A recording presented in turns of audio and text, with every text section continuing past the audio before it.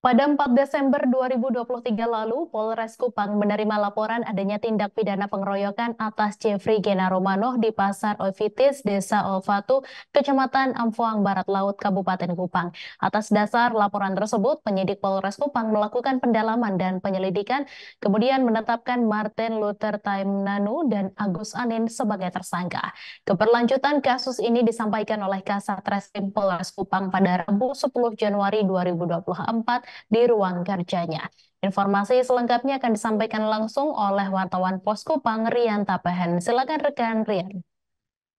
Baik rekan media di studio, Tribuners dimanapun Anda berada, dapat saya laporkan pada 4 Desember lalu, 4 Desember 2023 lalu, Polres Kupang menerima laporan adanya tindakan pidana pengeroyokan atas Jeffrey Gena Romano di Pasar Oevitis, Desa Oelpatu, Kecamatan Amfuang Barat Laut, Kabupaten Kupang.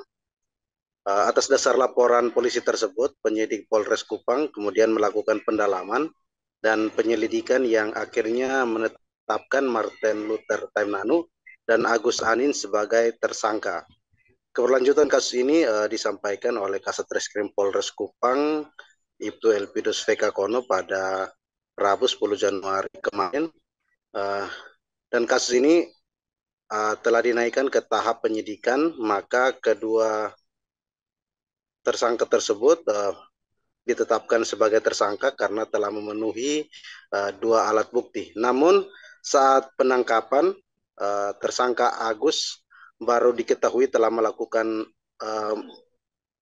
melarikan diri ke Pontianak di Kalimantan Barat, sehingga Polres Kupang menetapkan Agus sebagai dalam daftar DPO. Kemudian Elpidus juga berjanji akan berkoordinasi dengan Polda Kalimantan Barat untuk melakukan penangkapan terhadap tersangka Agus. Awalnya polisi juga melakukan penahanan terhadap seorang pemuda lain yang diduga juga ikut terlibat dalam kasus ini, yakni Beni Niap bersama Martin Luther pada 1 Januari 2024 kemarin. Namun saat dilakukan pemeriksaan, para saksi mengaku Beni tidak terlibat dalam kasus pengeroyokan ini, sehingga statusnya saat ini hanya menjadi saksi, lalu dia dipulangkan ke rumahnya. Soal kejadian ini, Ibtu Elpidus juga menerangkan bahwa kejadian ini bermula saat 4 Desember 2023 lalu, di mana korban bersama rekannya Jeffrey Nopus sedang berada di Pasar Oevitis untuk mencari penumpang dengan mobil pick-up-nya. Saat itu keduanya berdiri bersama rekan yang lain, Stephen Nainel. Tiba-tiba tersangka Agus datang langsung menarik Jeffrey Genaro ke jalan raya dan langsung menendangnya di bagian dada.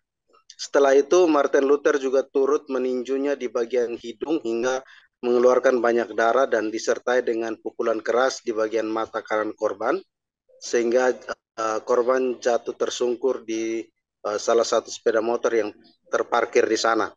Selanjutnya sejumlah warga langsung membawa korban ke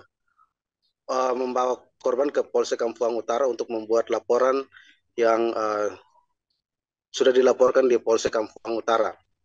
Ibtu Elpidus juga menyebut Martin Luther dan Agus disangkakan dengan pasal 170 KUHP dengan ancaman penjara 5,5 tahun penjara, dan kasus ini saat ini tinggal menunggu melengkapi berkas atau P21 pada Februari 2024 nanti.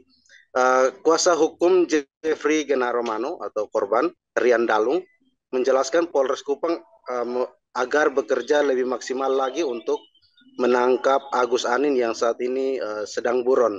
Jika tidak ditangkap, maka ditakutkan bisa menjadi bumerang baru dan bisa berulang lagi dan mengakibatkan banyak korban lain.